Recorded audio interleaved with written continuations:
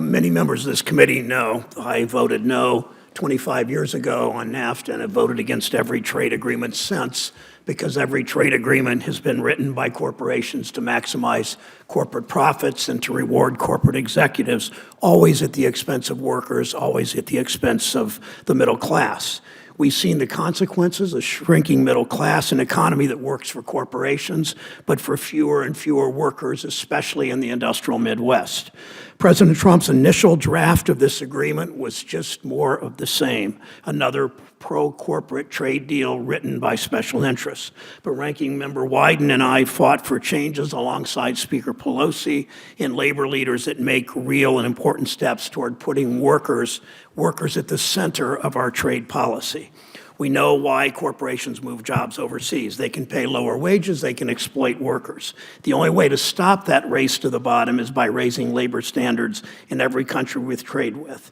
That's why Ranking Member Wyden and I authored a completely new way of holding corporations accountable, our Brown-Wyden worker protection provision. For the first time ever, a worker in Mexico can report through an anonymous hotline that her employer is violating her right to form a union, and within months we can take action against the company.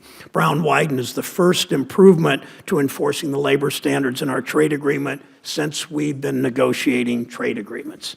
And when Mexican workers have the power to form real unions and to negotiate for higher wages, it helps American workers. Right now, Mexican workers can be paid as little as $6.50 a day, not an hour, a day. And we've been asking American workers to compete with that.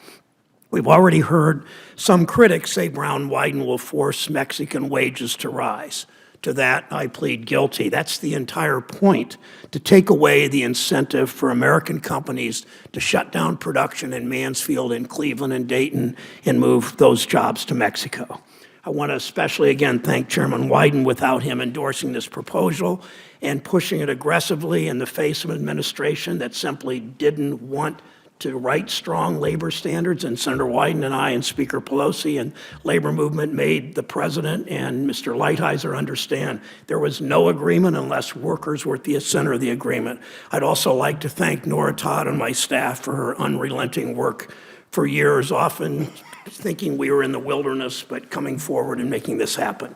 We must be straight with American workers. One deal that Democrats fixed is not going to bring back auto plants like the president promises. I have real concerns that the auto rules of origin are much weaker than the administration says.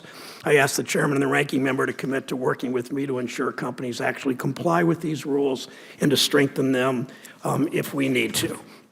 And we still have more work to do to make our trade agreements more pro-worker. I'm voting yes for the first time on a trade agreement because by including Brown-Wyden, Democrats have made this agreement, Democrats in the labor movement, much more pro-worker and set an important precedent that Brown-Wyden must be included in every single future trade agreement. Thank you, Mr. Chairman. Senator Brown, thank you.